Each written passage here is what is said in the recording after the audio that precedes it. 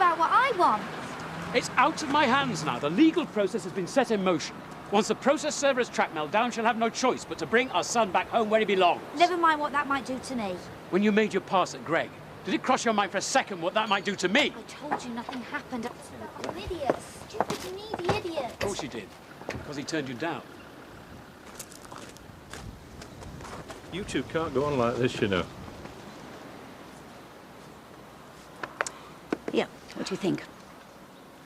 Get by in Norwegian? It's hardly bedtime reading, is it? Oh, it's so Pearl and I can order the local tipple when we go ashore. I am sure she's capable of judging your individual merits as travelling companions without all this shameless petitioning. Oh, Pearl, did you know that Edward Munch, the expressionist, came from Norway? He painted the screen. I know how the poor man felt. And there are several versions in many of the galleries in Norway. And Lily is going to insist on dragging you round every single one of them. Some of us appreciate art and culture, unlike Betty, for example. Well, if you'll excuse me, I'm in a bit of a rush.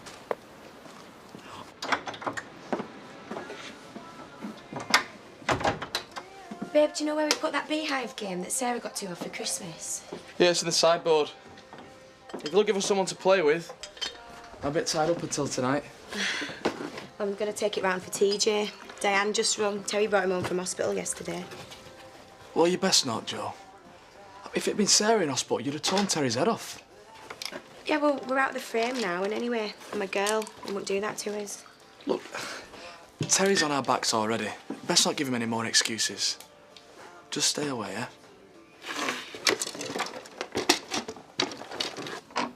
Yeah, well, if she gets in touch with it, call me. See ya. He tracked her down yet? Not even sporting her own mother. Now, someone should get it into her head that every day she's away, she makes things worse. Well, she might know that already. She did, she'd be here. Anything you want from Houghton while I'm at the cash and carry?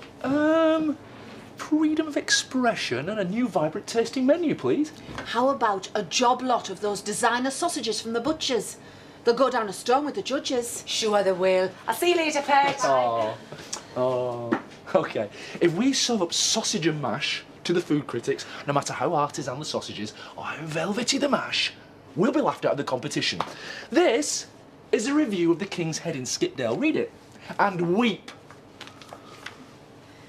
The seared lamb with beetroot foam was a revelation, as was the venison with sep and roast snail risotto. Snail? Oh. See, this is what we're up against. The judges will be expecting technical skill and originality. Anything less, and we might as well serve up boiling white curry and oven chips. And we're going to win this village pub of the year or die trying. Let's start planning your funeral now, then. No. You follow me, Pet. In the best tradition of a coup d'etat, by the time she comes back, it'll be a fait accompli. And I might have a clue what you're talking about.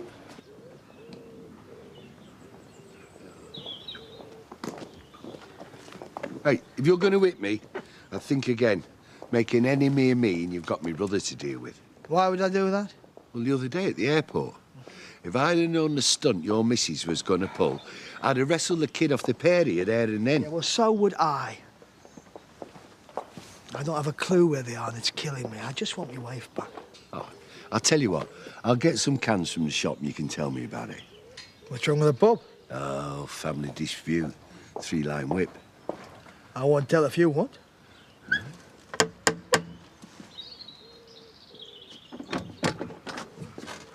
Hiya. I heard TJ was out of hospital. You heard right. Well, I brought him this little present. Yeah, thanks, Joe. Am I all right to come in? Please, Dad.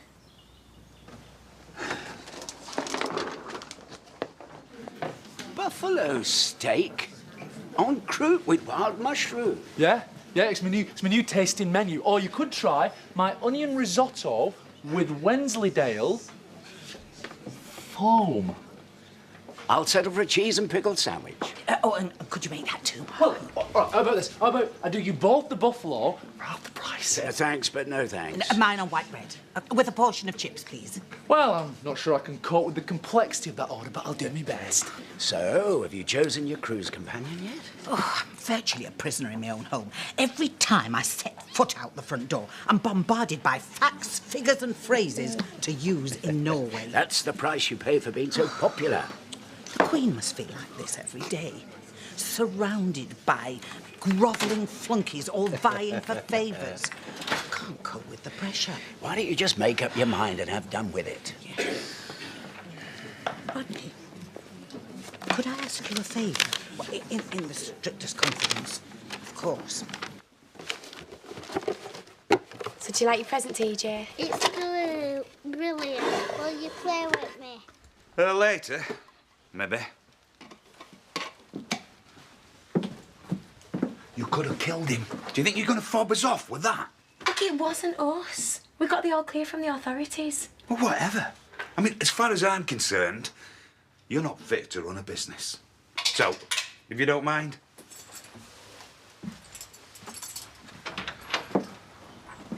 Gonna have to repack that, son. Sorry. You're not keeping it.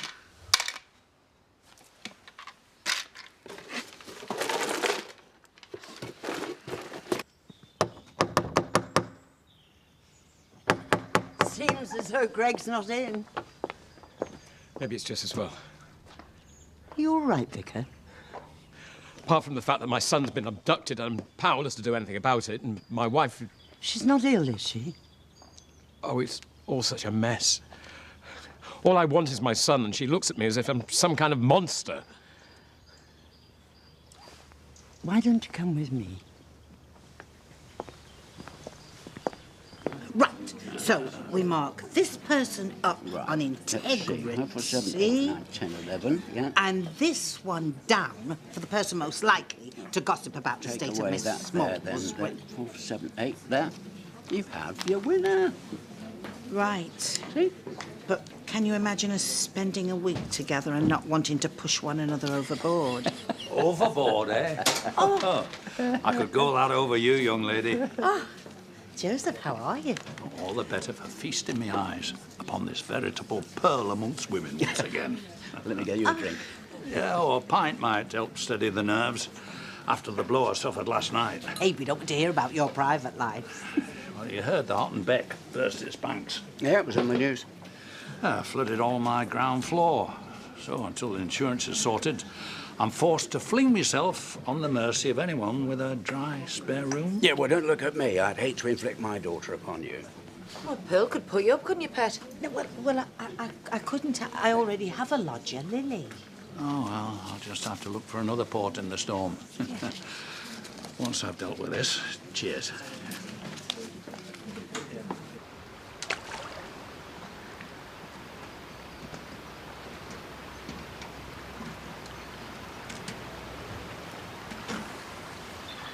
I used to walk across this bridge when I was pregnant.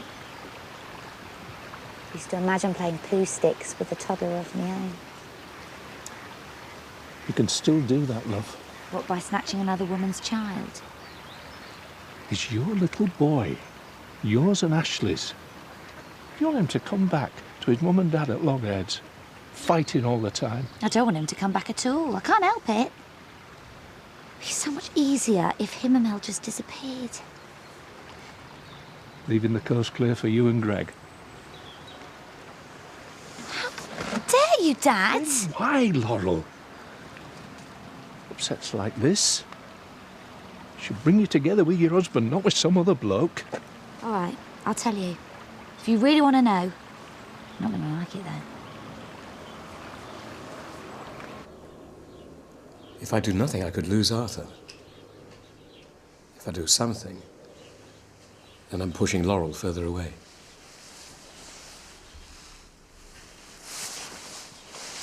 A friend of mine, many years ago, she had a sister who had a child out of wedlock, and this sister was going to have the child adopted. So my friend felt compelled to take in that child and raise him as her own. Otherwise she might have lost him. Yes, and she felt that to lose his family as well as his mother through no fault of his own would have been too cruel. And the little boy, what happened to him? He grew up. He discovered the deception. He was reconciled to his mother and he turned his anger on the woman who had dedicated so many years to him. So, her sacrifice had been in vain? Never. What is it? Love suffers long and is kind. It is not self-serving, and nor should it be. It was enough for me, for my friend, that the child grew up knowing the love of his family. And if you don't give Arthur that chance, it will haunt you for the rest of your life.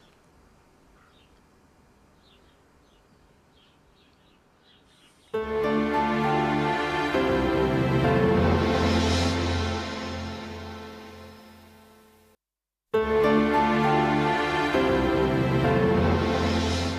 can't blame me for wanting to forget all that pain and sorrow and just to feel instinct, emotion, all those things I thought I'd lost forever.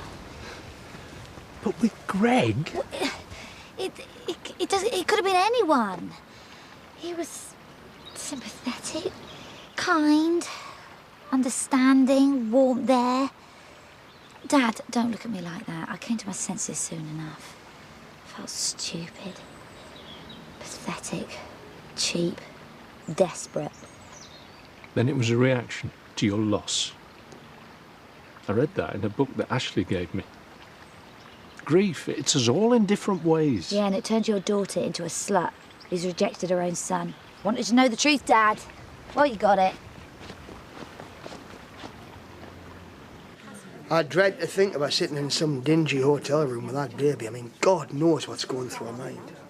It's hard to work women out at the best of times. Well, I just hope she doesn't reckon things are so bleak she's tempted to do something stupid.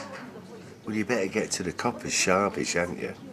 Because if anything does happen to Arthur, and you haven't done out to stop it, enough said. Thanks for listening.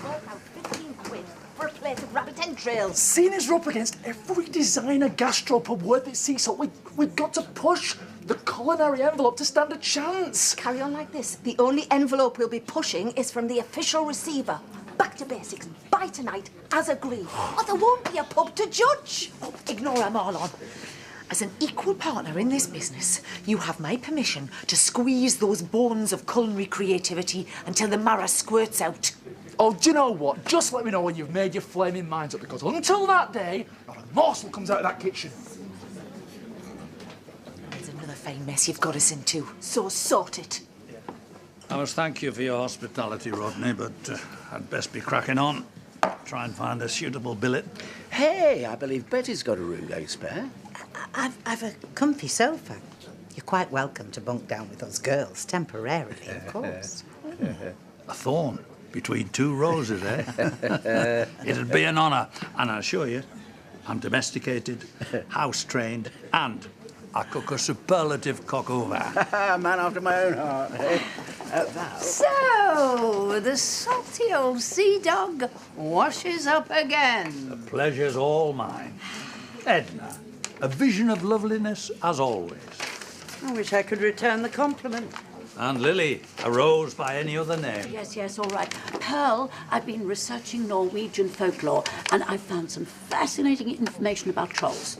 Oh, I don't know. We've got our own hobgoblins over here. Yes, well, I'll catch up with you ladies later. I'm just settling in my new lodger. Yeah, until the waters of the Hotten subside, you won't regret your hospitality, not for a moment. But you already have a lodger. Where's your sense of charity, Lily? Joseph's in a proper pickle. Well, surely you can sleep on the sofa for a couple of days. Pearl, but with Len not 1 year gone, I beg you to think of your reputation. Yeah, you want to watch that one when the lights go out. He's the sort that'll lurk on your landing just to catch a glimpse of you in your negligee. I've a perfectly good lock on my bedroom door, and if you ladies would care to wait for my return, I have an announcement to make. Viz. My forthcoming nautical excursion. Come along, Joseph. Well, I'll say one thing for the woman. She doesn't waste much time. No. Hey, girls. I think you ought to have a look at this. Haven't we done enough talking for one day, Dad? All this stuff with Greg. You're pushing Ashley away. Because you're scared. Scared that if he brings Arthur into this house, the same thing's going to happen to him that happened to Daniel. Do you blame me? I mean, I couldn't cope, not with another child. I couldn't take on the responsibility. Not ever. So your husband and your little boy, they can go hang. That child is not mine. He never will be. You can't get away from it, Laurel. He's Ashley's son and he's my grandson. So you keep saying. For weeks now, all we've done is hear what you want, how you feel. And we've loved you, and we've supported you.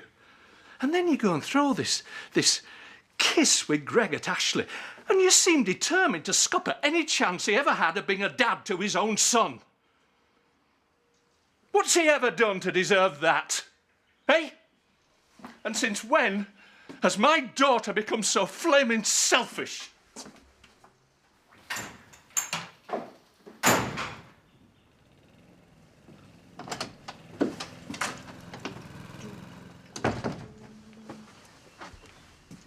Dad. Huh? That's your room? No. Can I get a can? Help myself. Oh. Well, she's got 24 hours and I'm giving up. What are you on about? If we haven't heard from her by tomorrow, I'm contacting the police and reporting as a missing person. No, you can't. No. If she's got to give him up, she's never going to bring Arthur back under her own steam, and whether she likes it or not, she's going to have to. Sense of humour, tact and diplomacy. I don't even want to go on a wretched cruise. Ah, marked bottom in etiquette and fashion sense by Pearl Ladderbanks. She's hardly Princess Michael of Kent. Oh, I do not know what all the fuss is about. I mean, she's got to make a mind up somehow. Nothing to do with the fact that you appear to be head of the leaderboard. Perish the thought. Ah, well, that's a very comfortable billet, Pearl. Very comfortable indeed. We know what you've been up to, Pearl Ladderbanks. I've just been showing Joseph around the house. We've only been gone 5 minutes. Care to explain why points mean prizes? I suppose Vera was busy, was she? Bit glam for them goats. Well, I've been in the village. Don't tell me you went crawling round to see Terry. No, I didn't. All he wants is someone to blame. And as far as he's concerned, that someone's you. Well, what happens if the rest of the village feel the same way? I've worked really hard to get this business off the ground. And it's brought you nothing but grief. If you had any sense, you'd keep your head down till this blows over. Giving us marks for etiquette, dress sense, sociability, humour. I'm surprised you didn't demand a swimsuit round. Yeah. But you've all put your cases so forcefully. How else could I choose? Oh, they're just bitter because they've been pipped at the post. And it's me that'll be hurling my crampons up the glaciers with Pearl. You? You told my... Ah, I see what they've done. I'm afraid, ladies, you've got the scoring round the wrong way. Don't tell me that you were party to this disgraceful exercise too. You were never meant to see this. Yeah, and it's pretty obvious why. It's my scoring system. How grotesque. No, I got the highest score. Yes, and according to that, I got the lowest. Ah, of course I accept. No hard feelings, eh, Betty? Well, it's your loss, Pearl. But I hope that you are seasick for the length and breadth of your flaming fjords.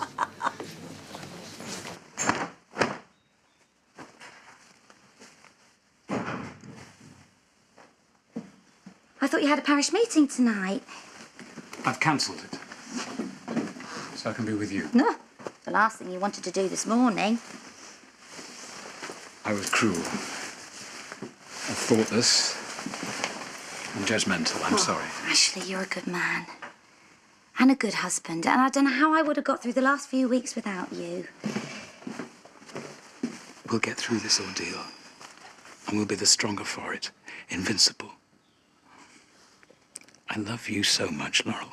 Those promises I made when we married, I meant every word. Me too. But promises are easy to make, aren't they? It's just the living up to them that's the hard bit.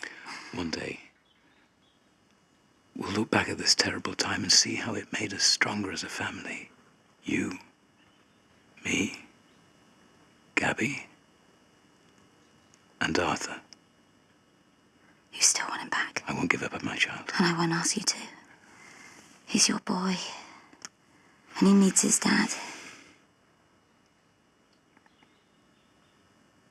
His mum? He's already got one. Her name's Mel. And I can't be happy at somebody else's expense. And I love you, Ashley. And I want you to be happy. But you're going to have to fight this good fight for your son on your own. Our son. The child you carried for months. My son is in the graveyard. You don't feel the same as me. I won't stand in your way. I'll be at Betty's if you need me. You're leaving me. I'm not sure. I just know that I can't stay here and watch you pretend that another child can replace my Daniel. And if that makes me selfish, then I'm sorry.